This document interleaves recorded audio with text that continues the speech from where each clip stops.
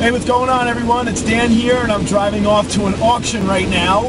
It is about an hour away, maybe a little bit over an hour away from me. And I called this morning to check on inventory, and they have 3 rooms going up for sale.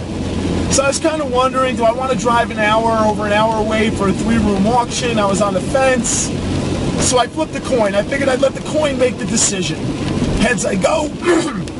Excuse me. Heads I go, tails I stay home. So I flipped the coin, and it came up tails. I didn't like that answer. So I flipped the coin again, and again it came up tails. And I figured, you know what? There must be something wrong with this stupid coin. So I threw that one back into the coin jug, and I pulled out another quarter, flipped it, and finally the second quarter came up heads. Heads I go. So here I am, heading off to the auction. So I'm looking forward to it. Today it's just a couple of days before Christmas, and it's a really nasty rainy day. I don't know if you can see out the window here next to me. So I'm hoping that those 2 factors, it being a nasty day and being so close to Christmas, that the turnout will be kind of thin. We shall see. So I've got a few bucks in my pocket. Hopefully this trip of mine is going to be worth the effort. If I do wind up buying a room, I'll take the camera with me, as I always do. Take you guys behind the doors, do some treasure hunting, see what we could get. Now also, I just wanted to give a shout out to Glendon 007. For you guys watching my video may very well know who Glendon is. He's also a treasure hunter. He does a lot of storage auctions. And I was watching a video a couple weeks ago of Glendon where he offered a piece of advice on how to mine gold at tag sales, garage sales, and flea markets. And his words of advice were, when you are at a garage sale, for example, you might ask a person who's running the sale if they have any broken jewelry. Very careful how you word your question. Glendon's advice was to ask if the person had any broken jewelry for sale.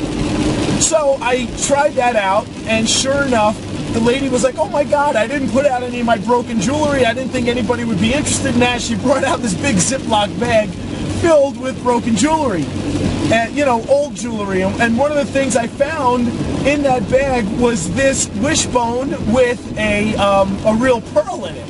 And I bought this wishbone amongst other things. She charged me 50 cents for this wishbone, and I sold it for $27 on eBay. Now that's over, I don't know if you do the numbers, that's like a 3,000 or 4,000% return on investment. And I bought it for 50 cents, sold it for 27 bucks. So I just wanted to give a shout out to Glendon and thank him for that great advice.